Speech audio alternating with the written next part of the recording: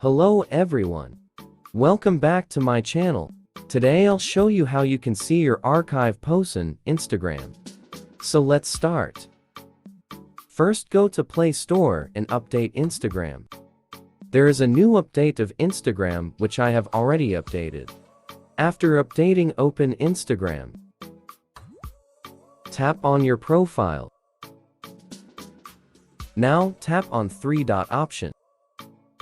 Here, I have got archive option below setting, but some users are not getting this option here.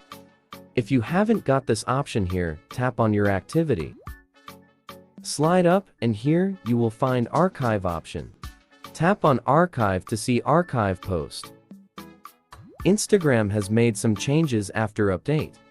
So from now, you will find archive option here. Thanks for watching. Subscribe my channel and press the bell icon for all latest updates.